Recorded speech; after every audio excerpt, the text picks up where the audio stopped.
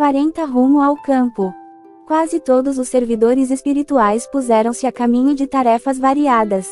Somente alguns amigos permaneceriam na residência de Dona Isabel, em missão de auxílio e vigilância.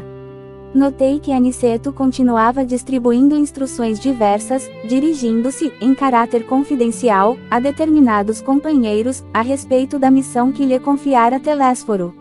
Antes do meio-dia, porém, convidou-nos a acompanhá-lo. Na oficina, disse-nos, bondoso, encontramos revigoramento imprescindível ao trabalho. Recebemos reforços de energia, alimentamo-nos convenientemente para prosseguir no esforço, mas convenhamos que, para muitos de nós, a noite representou uma série de atividades longas e exaustivas. Necessitamos de algum descanso. Voltaremos ao crepúsculo. Aonde iríamos? Ignorava. Recordei que, de fato, se alguns haviam repousado no santuário doméstico, durante a noite, a maioria havia trabalhado intensamente, e conclui que, se muitos pela manhã haviam tomado rumo às obrigações, outros teriam buscado o repouso indispensável. Aonde vão? Perguntou um companheiro da vigilância, que se fizera nosso amigo. Antes que respondessemos, Aniceto esclareceu, vamos ao campo. E, dirigindo-se especialmente a Vicente e a mim, considerou, utilizemos a volitação, mesmo porque não temos objetivos imediatos no centro urbano. Notei que movimentava agora minhas faculdades volitantes com facilidade crescente. A excursão educativa, com escala pelo posto de socorro de Campo da Paz, fizera-me grande bem. Melhorara em adestramento, sentia-me fortalecido ante as vibrações de ordem inferior, mobilizava os recursos próprios sem dificuldade. Reparei, igualmente, que minhas possibilidades visuais cresciam sensivelmente. Volitando, não observara, até então, o que agora verificava, extremamente surpreendido. Dantes, via somente os homens, os animais, veículos e edifícios chumbados ao solo. Agora, a visão dilatava-se. Reconhecia, de longe, o peso considerável do ar que se agarrava à superfície. Tive a impressão de que nadávamos em alta zona do mar de oxigênio, vendo embaixo, em águas turvas, enorme quantidade de irmãos nossos a se arrastarem pesadamente, metidos em escafandros muito densos, no fundo lodoso do oceano. Estão vendo aquelas manchas escuras na via pública? Indagava nosso orientador, percebendo-nos a estranheza e o desejo de aprender cada vez mais. Como não soubéssemos definir com exatidão, prosseguia explicando, são nuvens de bactérias variadas. Flutuam quase sempre também, em grupos compactos, obedecendo ao princípio das afinidades. Reparem aqueles arabescos de sombra. E indicava-nos certos edifícios e certas regiões citadinas. Observem os grandes núcleos pardacentos ou completamente obscuros. São zonas de matéria mental inferior, matéria que é expelida incessantemente por certa classe de pessoas. Se demorarmos em nossas investigações, veremos igualmente os monstros que se arrastam nos passos das criaturas, atraídos por elas mesmas. Imprimindo grave inflexão às palavras, considerou, tanto assalta o homem a nuvem de bactérias destruidoras da vida física, quanto as formas caprichosas das sombras que ameaçam o equilíbrio mental. Como veem, o orai e vigiai do Evangelho tem profunda importância em qualquer situação e a qualquer tempo. Somente os homens de mentalidade positiva, na esfera da espiritualidade superior, conseguem sobrepor-se às influências múltiplas de natureza menos digna. Interessado, contudo, em maior esclarecimento, perguntei, mas a matéria mental emitida pelo homem inferior tem vida própria como o núcleo de corpúsculos microscópicos de que se originam as enfermidades corporais? O mentor generoso sorriu singularmente e acentuou, como não? Vocês, presentemente, não desconhecem que o homem terreno vive num aparelho psicofísico. Não podemos considerar somente, no capítulo das moléstias, a situação fisiológica propriamente dita, mas também o quadro psíquico da personalidade encarnada. Ora, se temos a nuvem de bactérias produzidas pelo corpo doente, temos a nuvem de larvas mentais produzidas pela mente enferma, em identidade de circunstâncias. Desse modo, na esfera das criaturas desprevenidas de recursos espirituais, tanto adoecem corpos, como almas. No futuro, por esse mesmo motivo, a medicina da alma absorverá a medicina do corpo. Poderemos, na atualidade da Terra, fornecer tratamento ao organismo de carne. Semelhante tarefa dignifica a missão do consolo, da instrução e do alívio. Mas, no que concerne à cura real, somos forçados a reconhecer que esta pertence exclusivamente ao homem espírito. Deus meu! Exclamou Vicente, espantado, a que perigos está submetido o homem comum. Por isso, tornou Aniceto, cuidadoso, a existência terrestre é uma gloriosa oportunidade para os que se interessam pelo conhecimento e elevação de si mesmos. E, por esta mesma razão, ensinamos a necessidade da fé religiosa entre as criaturas humanas. Desenvolvendo essa campanha, não pretendemos intensificar as paixões nefastas do sectarismo, mas criar um estado positivo de confiança, otimismo e ânimo sadio na mente de cada companheiro encarnado. Até agora, apenas a fé pode proporcionar essa realização. As ciências e as filosofias preparam o campo, entretanto, a fé que vence a morte, é a semente vital. Possuindo-lhe o valor eterno, encontra o homem bastante dinamismo espiritual para combater até a vitória plena em si mesmo. Compreendendo que precisaria completar o esclarecimento, exclamou, depois de pausa mais longa. Todos precisamos saber emitir e saber receber. Para alcançarem a posição de equilíbrio, nesse mister, empenham-se os homens encarnados e nós outros, em luta incessante. E já que conhecemos alguma coisa da eternidade, é preciso não esquecer que toda queda prejudica a realização, e todo esforço nobre ajuda sempre. As explicações recebidas não poderiam ser mais claras. Aquela visão, porém, de ruas repletas de pontos sombrios a se deslocarem vagarosos, atingindo homens e máquinas, nas vias públicas, assombrava-me. Sequioso de ensinamentos, tornei ao assunto, a lição para mim tem valores incalculáveis. E quando penso no alto poder reprodutivo da flora microbiana. Aniceto, contudo, não me deixou terminar. Conhecendo, de antemão, minha pergunta natural, cortou-me a frase, exclamando: sim, André, se não fosse o poder muito maior da luz solar, casada ao magnetismo terrestre, poder esse que destrói intensivamente para selecionar as manifestações da vida, na esfera da crosta, a flora microbiana de ordem inferior não teria permitido a existência de um só homem na superfície do globo. Por esta razão, o solo e as plantas estão cheios de princípios curativos e transformadores. E, abanando significativamente a cabeça, concluiu, nada obstante esse poder imenso, recurso divino, enquanto os homens, herdeiros de Deus, cultivarem o campo inferior da vida, haverá também criações inferiores, em número bastante para a batalha sem tréguas em que devem ganhar os valores legítimos da evolução. 41 Entre árvores. Decorridos alguns minutos, atingíamos pequena propriedade rural, povoada de arvoredo acolhedor. Laranjeiras em flor perdiam-se de vista. Bananeiras estendiam-se em leque, enquanto o goiabal, de longe, semelhava-se a manchas fortes de verdura. A relva macia convidava ao descanso. E o vento calmo passava de leve, sussurrando alguma coisa através da folhagem. Aniceto respirou a longos haustos, e falou, os desencarnados, embora não se fatiguem como as criaturas terrestres, não prescindem da pausa de repouso. Em geral, nossas operações, à noite, são ativas e laboriosas. Apenas 1/3 dos companheiros espirituais, em serviço na crosta, conserva-se em atividade diurna. E, notando-nos a curiosidade justa, sentenciou, aliás, isto é razoável. O dia terrestre pertence, com mais propriedade, ao serviço do espírito encarnado. O homem deve aprender a agir, testemunhando compreensão das leis divinas. Pelo menos durante certo número de horas, deve estar mais só com as experiências que lhe dizem respeito. Nosso instrutor amigo sorriu e observou, o dia e a noite constituem, para o homem, uma folha do livro da vida. A maior parte das vezes, a criatura escreve sozinha a página diária, com a tinta dos sentimentos que lhe são próprios, nas palavras, pensamentos, intenções e atos, e no verso, isto é, na reflexão noturna, ajudamo-la a retificar as lições e acertar as experiências, quando o Senhor nulo permite. Calando-se o nosso orientador, tivemos a atenção exclusivamente voltada para a beleza circundante. Aquele campo amigo e hospitaleiro caracterizava-se por ambiente muito diverso.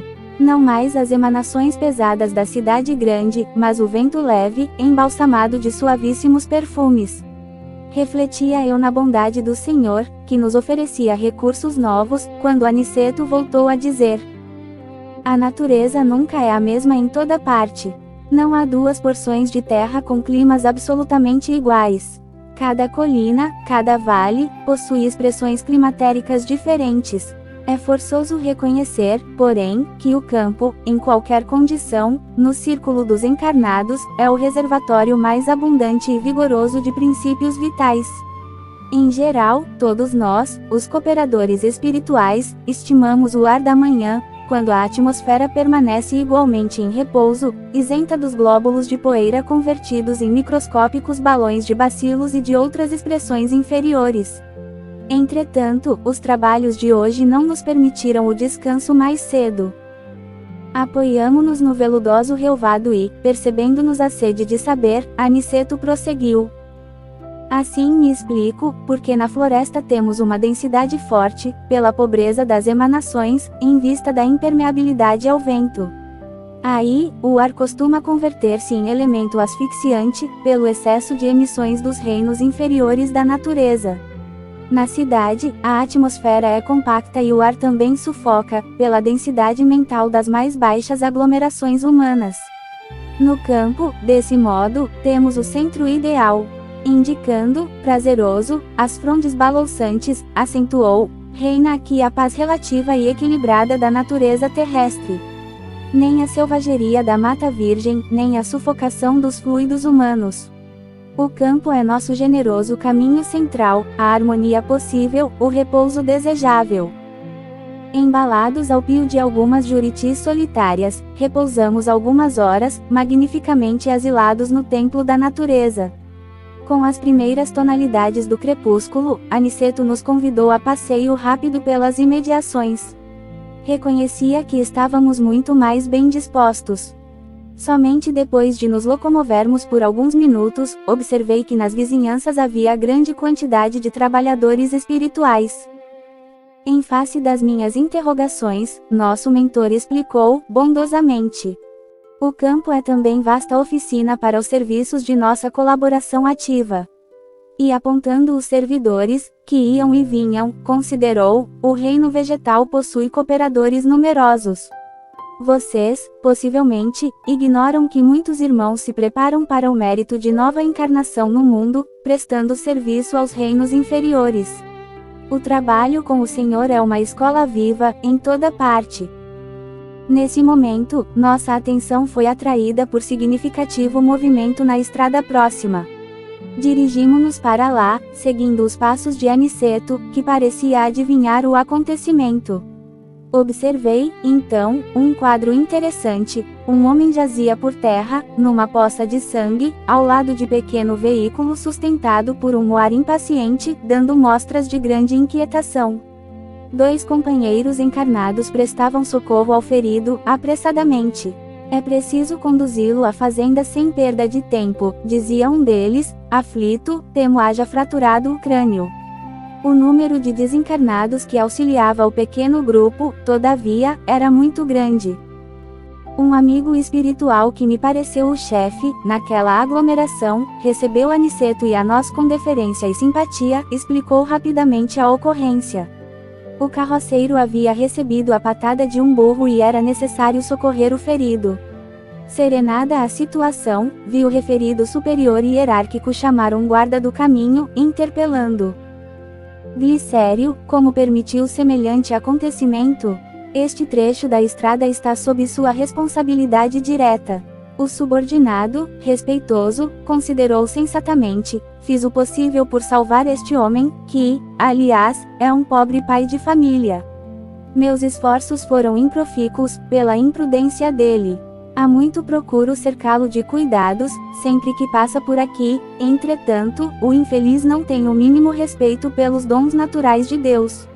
É de uma grosseria inominável para com os animais que o auxiliam a ganhar o pão. Não sabe se não gritar, encolerizar-se, surrar e ferir. Tem a mente fechada às sugestões do agradecimento. Não estima senão a praga e o chicote.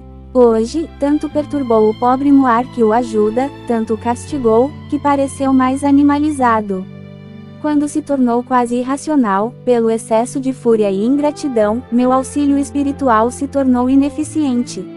Atormentado pelas descargas de cólera do condutor, o burro humilde o atacou com a pata.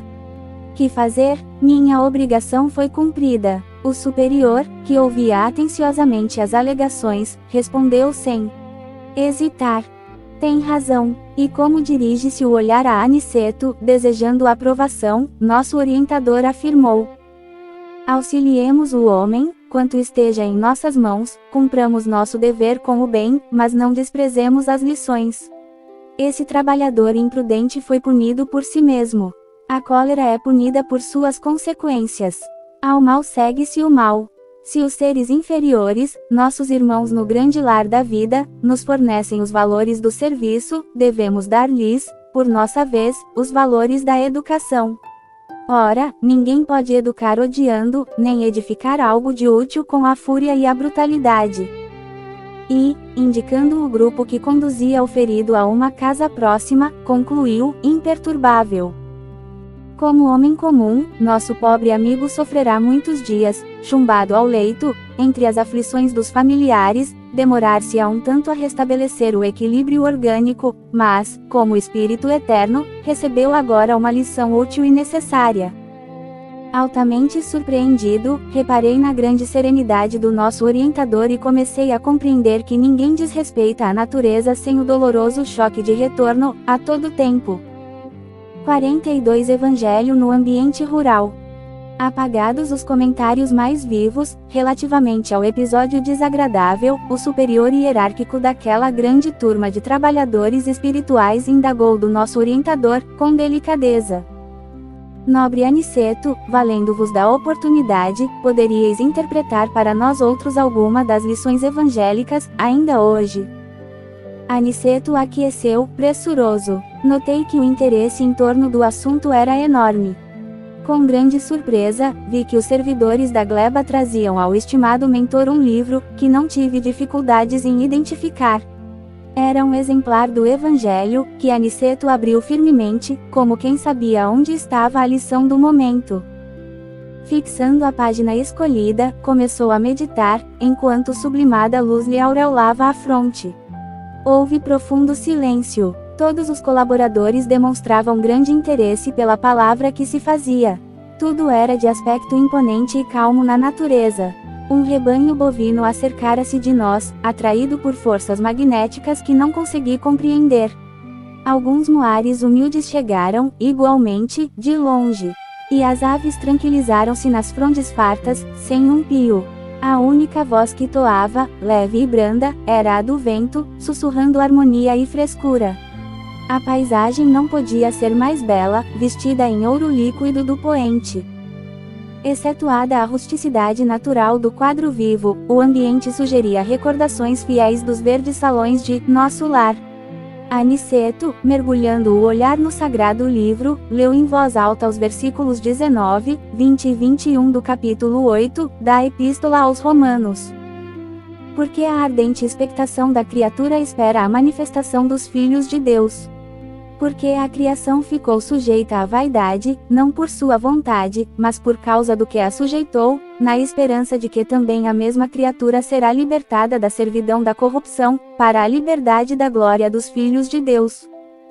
Em seguida, refletiu alguns instantes e comentou, com evidente inspiração: irmãos, recebamos a bênção do campo, louvando o amor e a sabedoria de nosso Pai. Exaltemos o soberano Espírito de vida, que sopra em nós a força eterna da incessante renovação. Ponderemos a palavra do apóstolo da gentilidade, para extrair-lhe o conteúdo divino. Há milênios a natureza espera a compreensão dos homens. Não se tem alimentado tão somente de esperança, mas vive em ardente expectação, aguardando o entendimento e o auxílio dos espíritos encarnados na Terra, mais propriamente considerados filhos de Deus.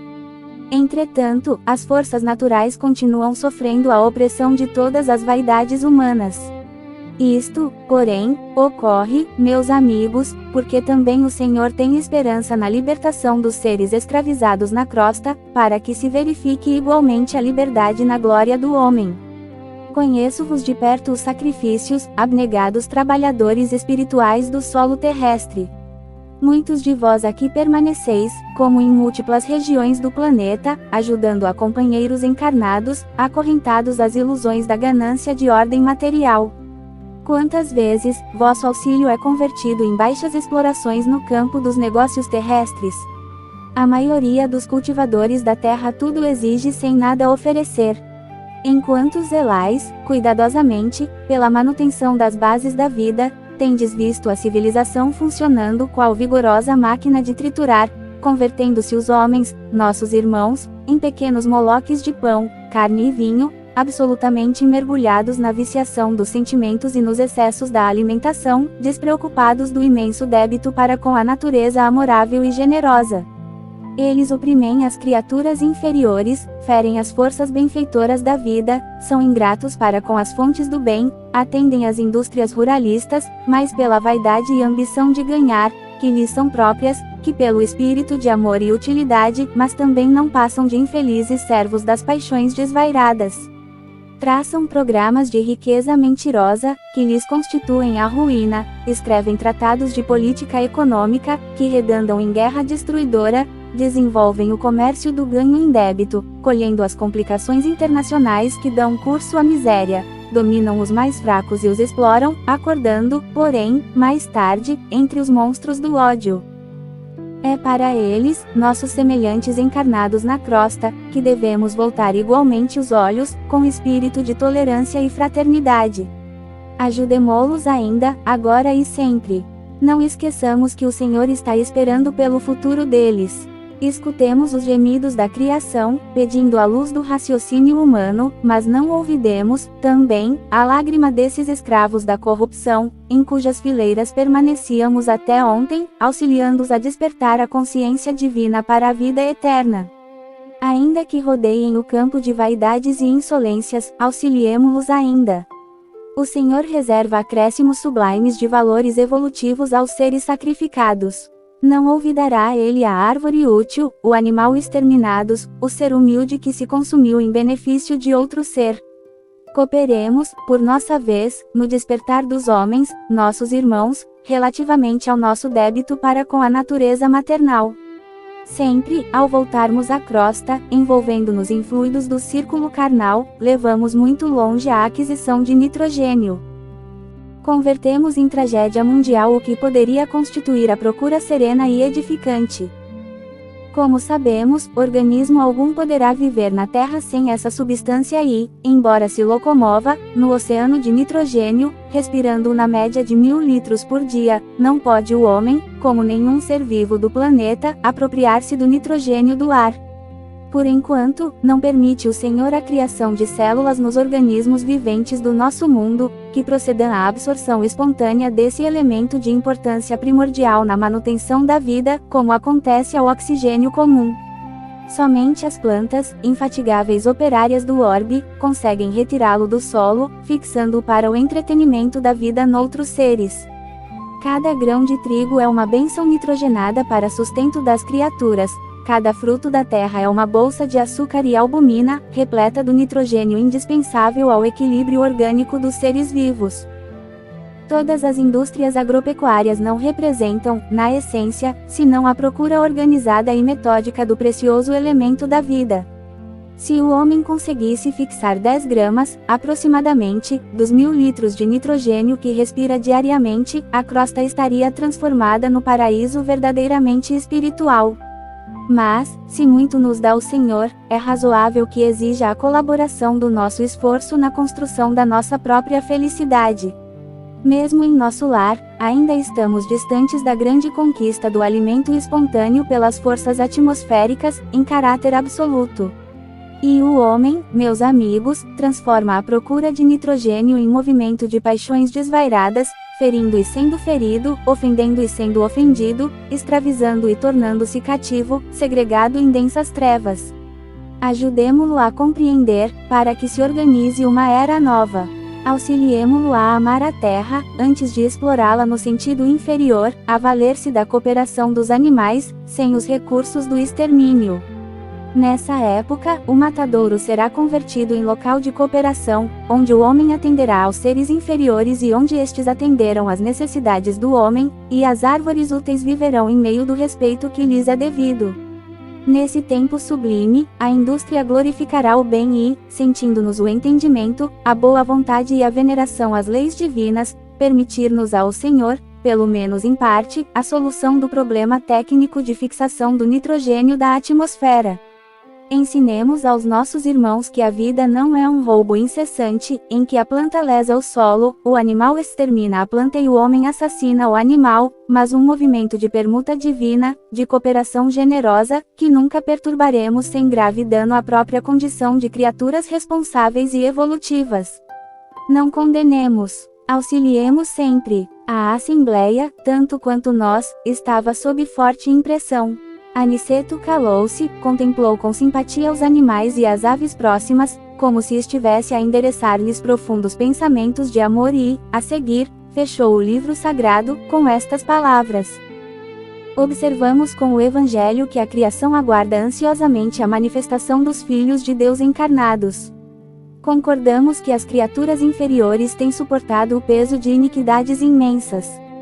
Continuemos em auxílio delas, mas não nos percamos em vãs contendas. Os homens esperam também a nossa manifestação espiritual. Desse modo, ajudemos a todos, no capítulo do Grande Entendimento. 43 Antes da reunião. Os preparativos espirituais para a reunião eram ativos e complexos. Chegamos de regresso à residência de Dona Isabel, quando faltavam poucos minutos para as 18 horas e já o salão estava repleto de trabalhadores em movimento. Observando, com estranheza, determinadas operações, fiz algumas perguntas ao nosso orientador, que me esclareceu com bondade. Realizar uma sessão de trabalhos espirituais eficientes não é coisa tão simples. Quando encontramos companheiros encarnados, entregues ao serviço com devotamento e bom ânimo, isentos de preocupação, de experiências malsãs e inquietações injustificáveis, mobilizamos grandes recursos a favor do êxito necessário. Claro que não podemos auxiliar atividades infantis, nesse terreno. Quem não deseje cuidar de semelhantes obrigações, com a seriedade devida, poderá esperar fatalmente pelos espíritos menos sérios, porquanto a morte física não significa a renovação para quem não procurou renovar-se. Onde se reúnam almas levianas, aí estará igualmente a leviandade. No caso de Isabel, porém, aqui lhe auxiliar o esforço edificante. Em todos os setores evolutivos, é natural que o trabalhador sincero e eficiente receba recursos sempre mais vastos. Onde se encontre a atividade do bem, permanecerá a colaboração espiritual de ordem superior. Calara-se o bondoso amigo. Continuei reparando as laboriosas atividades de alguns irmãos que dividiam a sala, de modo singular, utilizando longas faixas fluídicas. Aniceto veio em socorro da minha perplexidade, explicando, atencioso. Estes amigos estão promovendo a obra de preservação e vigilância. Serão trazidas aos trabalhos de hoje algumas dezenas de sofredores e torna-se imprescindível limitar-lhes a zona de influenciação neste templo familiar. Para isso, nossos companheiros preparam as necessárias divisões magnéticas. Observei, admirado, que eles magnetizavam o próprio ar. Nosso instrutor, porém, informou, gentil. Não se impressione, André. Em nossos serviços, o magnetismo é força preponderante. Somos compelidos a movimentá-lo em grande escala. E, sorrindo, concluiu, já os sacerdotes do Antigo Egito não ignoravam que, para atingir determinados efeitos, é indispensável impregnar a atmosfera de elementos espirituais, saturando-a de valores positivos da nossa vontade. Para disseminar as luzes evangélicas aos desencarnados, são precisas providências variadas e complexas, sem o que, tudo redundaria em aumento de perturbações. Este núcleo é pequenino, considerado do ponto de vista material, mas apresenta grande significação para nós outros. É preciso vigiar, não o esqueçamos. Enquanto as atividades de preparação espiritual seguiam intensas, Dona Isabel e Joaninha, noutra ordem de serviço, chegaram ao salão, dispondo arranjos diferentes. Usaram, largamente, a vassoura e o espanador. Revestiram a mesa de toalha muito alva e trouxeram pequenos recipientes de água pura. A uma ordem de um dos superiores daquele templo doméstico, espalharam-se os vigilantes, em derredor da moradia singela. Nos menores detalhes estava a nobre supervisão dos benfeitores. Em tudo a ordem, o serviço e a simplicidade. Logo após alguns minutos além das 18 horas, começaram a chegar os necessitados da esfera invisível ao homem comum. Se fosse concedida à criatura vulgar uma vista de olhos, ainda que ligeira, sobre uma assembleia de espíritos desencarnados, em perturbação e sofrimento, muitos se lhes modificariam as atitudes na vida normal. Nessa afirmativa, devemos incluir, igualmente, a maioria dos próprios espiritistas, que frequentam as reuniões doutrinárias, alheios ao esforço autoeducativo, guardando da espiritualidade uma vaga ideia, na preocupação de atender ao egoísmo habitual. O quadro de retificações individuais, após a morte do corpo, é tão extenso e variado que não encontramos palavras para definir a imensa surpresa. Aqueles rostos esqueléticos causavam compaixão. Chegavam ao recinto aquelas entidades perturbadas, em pequenos magotes, seguidas de orientadores fraternais. Pareciam cadáveres erguidos do leito de morte.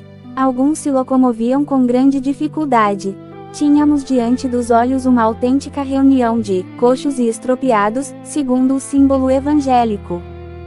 Em maioria, esclareceu Aniceto, são irmãos abatidos e amargurados, que desejam a renovação sem saber como iniciar a tarefa. Aqui, poderemos observar apenas sofredores dessa natureza, porque o santuário familiar de Isidoro e Isabel não está preparado para receber entidades deliberadamente perversas. Cada agrupamento tem seus fins. Com efeito, os recém-chegados estampavam profunda angústia na expressão fisionômica. As senhoras em pranto eram numerosas. O quadro consternava. Algumas entidades mantinham as mãos no ventre, calcando regiões feridas. Não eram poucas as que traziam ataduras e faixas. Muitos, disse-nos o mentor, não concordam ainda com as realidades da morte corporal. E toda essa gente, de modo geral, está prisioneira da ideia de enfermidade. Existem pessoas, e vocês, como médicos, as terão conhecido largamente, que cultivam as moléstias com verdadeira volúpia. Apaixonam-se pelos diagnósticos exatos, acompanham no corpo, com indefinível ardor, a manifestação dos indícios mórbidos, estudam a teoria da doença de que são portadoras, como jamais analisam um dever justo no quadro das obrigações diárias, e quando não dispõem das informações nos livros, estimam a longa atenção dos médicos, os minuciosos cuidados da enfermagem e as compridas dissertações sobre a enfermidade de que se constituem voluntárias prisioneiras. Sobrevindo a desencarnação, é muito difícil o acordo entre elas e a verdade, porquanto prosseguem mantendo a ideia dominante.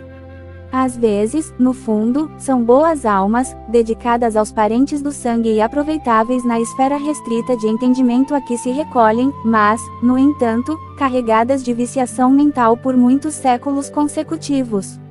E num gesto diferente, nosso instrutor considerou, demoramo-nos todos a escapar da velha concha do individualismo. A visão da universalidade custa preço alto e nem sempre estamos dispostos a pagá-lo. Não queremos renunciar ao gosto antigo, fugimos aos sacrifícios louváveis. Nessas circunstâncias, o mundo que prevalece para a alma desencarnada, por longo tempo, é o reino pessoal de nossas criações inferiores. Ora, desse modo, quem cultivou a enfermidade com adoração, submeteu-se-lhe ao império. É lógico que devemos, quando encarnados, prestar toda a assistência ao corpo físico, que funciona, para nós, como vaso sagrado, mas remediar a saúde e viciar a mente são duas atitudes essencialmente antagônicas entre si. A palestra era magnificamente educativa, entretanto, o número crescente de entidades necessitadas chamava-nos à cooperação. Muitas choravam baixinho, outras gemiam em voz mais alta. Depois de longa pausa, Aniceto advertiu: vamos ao serviço. Para nós, cooperadores espirituais, os trabalhos já começaram. A prece e o esforço dos companheiros encarnados representarão o termo desta reunião de assistência e iluminação em Jesus Cristo. 44 Assistência. A paisagem de sofrimento, desdobrada aos nossos olhos, lembrava-me o ambiente das câmaras de retificação. Entendeu-se Aniceto com Isidoro e falou, resoluto, mãos à obra. Distribuamos alguns passes de reconforto. Mas, objetei, estarei preparado para trabalho dessa natureza? Por que não? Indagou o instrutor em voz firme. Toda competência e especialização no mundo, nos setores de serviço, constituem o desenvolvimento da boa vontade. Bastam o sincero propósito de cooperação e a noção de responsabilidade para que sejamos iniciados, com êxito, em qualquer trabalho novo. Semelhantes afirmativas estimularam-me o coração. Recordei Narcisa, a dedicada irmã dos infortunados, que permanecia, em nosso lar, quase sempre sem repouso, como prisioneira do sacrifício. Pareceu-me, ainda, ouvir-lhe a voz fraterna e carinhosa: André, meu amigo, nunca te negues, quanto possível, a auxiliar os que sofrem. Ao pé dos enfermos, não ouvides que o melhor remédio é a renovação da esperança. Se encontrares os falidos e os derrotados da sorte, fala-lhes do divino ensejo do futuro. Se fores procurado, algum dia, pelos espíritos desviados e criminosos, não profiras palavras de maldição. Anima, eleva, educa, desperta, sem ferir os que ainda dormem. Deus opera maravilhas por intermédio do trabalho de boa vontade. Sem mais hesitação, dispus-me ao serviço. Aniceto designou-me um grupo de 6 enfermos espirituais, acentuando: aplique seus recursos, André. Com a nossa colaboração, os amigos em tarefa nesta casa poderão atender a responsabilidades diferentes e também imperiosas. Os mais apagados trabalhadores do bem rejubilem-se pela exemplificação nas lutas comuns e edifiquem-se no Senhor Jesus, porque nenhuma de suas manifestações fica perdida no espaço e no tempo. Naquele instante em que fora chamado a prestar auxílios reais, eu não recorria aos meus cabedais científicos, não me reportava tão somente à técnica da medicina oficial, a que me filiara no mundo, mas recordava aquela Narcisa humilde e simples, das câmaras de retificação, enfermeira devotada e carinhosa, que conseguia muito mais com amor do que com medicações. Aproximei-me de uma senhora profundamente abatida, lembrando o exemplo da generosa amiga de nosso lar, entendendo que não deveria socorrer utilizando apenas a firmeza e a energia, mas também a ternura e a compreensão. Minha irmã disse, procurando captar-lhe a confiança, vamos ao passe reconfortador. Ai, ai, respondeu a interpelada, nada vejo, nada vejo. Ah, o tracoma, infeliz que sou, e me falam em morte, em vida diferente. Como recuperar a vista? Quero ver, quero ver. Calma, respondi, encorajado, não confia no poder de Jesus? Ele continua curando cegos, iluminando-nos o caminho, guiando-nos os passos.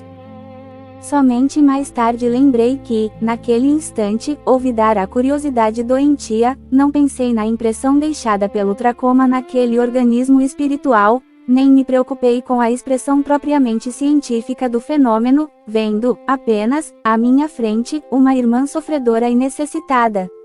E, à medida que me dispunha a observar a prática do amor fraternal, uma claridade diferente começou a iluminar e a aquecer-me a fronte. Lembrando a influência divina de Jesus, iniciei o passe de alívio sobre os olhos da pobre mulher, reparando que enorme placa de sombra lhe pesava na fronte. Pronunciando palavras de animação, as quais ligava a melhor essência de minhas intenções, concentrei minhas possibilidades magnéticas de auxílio nessa zona perturbada. Dentro de alguns instantes, a desencarnada desferiu um grito de espanto. Vejo! Vejo! Exclamou, entre o assombro e a alegria, grande Deus! Grande Deus! E ajoelhando-se, num movimento instintivo para render graças, dirigia-me a palavra, comovidamente: quem sois vós, emissário do bem? Dominava-me profunda emoção, que não conseguia sofrear. Confundia-me a bondade do Eterno. Quem era eu para curar alguém? Mas a alegria daquela entidade, libertada das trevas, afirmava a ocorrência, na qual não queria acreditar. A luz daquela dádiva como que mostrava mais fortemente o fundo escuro de minhas imperfeições individuais e o pranto inundou-me as faces, sem que pudesse retê-lo nos reconditos mananciais do coração. Enquanto a enferma espiritual se desfazia em lágrimas de louvor, também eu me absorvia numa onda de pensamentos novos. O acontecimento surpreende-me. Desejava socorrer o doente próximo e, contudo, estava enlaçado em singular deslumbramento íntimo. Aniceto, porém, aproximou-se delicadamente e falou em voz baixa. André, a excessiva contemplação dos resultados pode prejudicar o trabalhador. Em ocasiões como esta, a vaidade costuma acordar dentro de nós, fazendo-nos esquecer o Senhor. Não ouvides que todo o bem procede dele, que é a luz de nossos corações. Somos seus instrumentos nas tarefas de amor. O servo fiel não é aquele que se inquieta pelos resultados, nem o que permanece enlevado na contemplação deles, mas justamente o que cumpre a vontade divina do Senhor e passa adiante. Aquelas palavras não poderiam ser mais significativas. O generoso mentor voltou ao serviço a que se entregara, junto de outros irmãos, e, valendo-me do amoroso aviso, dirigi-me à reconhecida senhora, acentuando: minha amiga, agradeça a Jesus e não a mim, que sou apenas obscuro servidor. Quanto ao mais, não se impressione em demasia com a visão dos aspectos exteriores, volte o poder visual para dentro de si mesma, para que possa consagrar ao Senhor da vida os sublimes dons da visão. Notei que a ouvinte se surpreendia com as minhas palavras, que lhe pareceram, talvez, inoportunas e transcendentes, mas, novamente firme na compreensão do dever, acerquei-me do enfermo próximo. Tratava-se de um infeliz irmão que falecera na Gamboa, vitimado pelo câncer. Toda a região facial apresentava-se com horrífico aspecto. Apliquei os passes de reconforto, ministrando pensamentos e palavras de bom ânimo, e reparei que o pobrezinho se sentia tomado de considerável melhora. Prometi-lhe interesse amigo, a fim de internar-se em alguma casa espiritual de tratamento, recomendando que preparasse a vida mental para colher semelhante benefício oportunamente. Em seguida, atendi a 2 ex-tuberculosos do Encantado, a uma senhora que desencarnara em piedade, em consequência de um tumor maligno, e a um rapaz de Olaria, que se desprendera num choque operatório. Nenhum destes 4 últimos, contudo, manifestou qualquer alívio. Persistiam as mesmas indisposições orgânicas, os mesmos fenômenos psíquicos de sofrimento. Terminada a tarefa que me fora cometida, reúne-me ao nosso instrutor e Vicente, que me esperavam a um canto da sala. As atividades de assistência, exclamou Aniceto, cuidadoso, se processam conforme observam aqui. Alguns se sentem curados, outros acusam melhoras e a maioria parece continuar impermeável ao serviço de auxílio. O que nos deve interessar, todavia, é a semeadura do bem. A germinação, o desenvolvimento, a flor e o fruto pertencem ao Senhor. Vicente, que se mostrava fortemente impressionado, observou: o número de entidades perturbadas espanta. Vemo-las, em diversos graus de desequilíbrio, desde nosso lar até a crosta. Aniceto sorriu e falou em tom grave: devemos esmagadora percentagem desses padecimentos à falta de educação religiosa. Não me refiro, porém, àquela que vem do sacerdócio ou que parte da boca de uma criatura para os ouvidos de outra. Refiro-me à educação religiosa, íntima e profunda, que o homem nega sistematicamente a si mesmo.